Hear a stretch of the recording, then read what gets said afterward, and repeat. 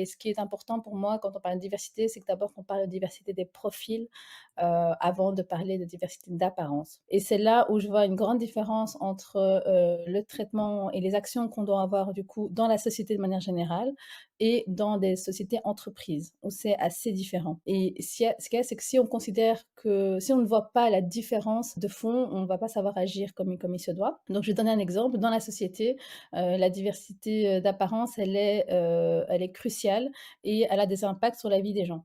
Donc, par exemple, si, on est raciste, si on n'aime pas les Roms, par exemple, une communauté qui subit énormément de discrimination, ben, on va pas leur louer notre appartement. On va pas les engager dans une société et donc là, on va pas aller chercher plus loin, on va juste dire: «Non, bah, l'appartement est déjà loué» et puis c'est très compliqué juridiquement de prouver ça donc voilà.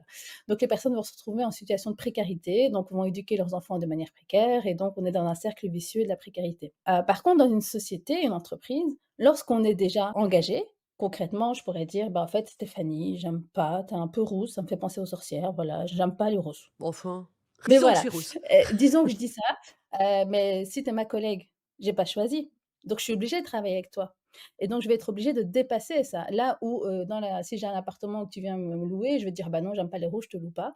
Tu as le Mais choix. dans les entreprises, tu es obligé, en fait et donc on va dépasser cette diversité, d'apparence et on va rentrer dans la diversité de profil et c'est là où, d'ailleurs, où naissent la plupart des conflits, interpersonnels. Les plus grandes difficultés, c'est lorsqu'on travaille avec des gens qui pensent et agissent différemment de nous. Et donc, moi, mon approche, c'est de parler d'abord de culture d'entreprise, avec notamment le modèle open que j'ai développé, qui permet de travailler sur la partie d'ouverture d'abord, et ensuite tout ce qui suit, donc tout ce qui est apparent, eh ben, en fait, ça va découler de manière inhérente au travail qui est fait en amont sur la question de la culture d'entreprise et de la question des mentalités ouvertes.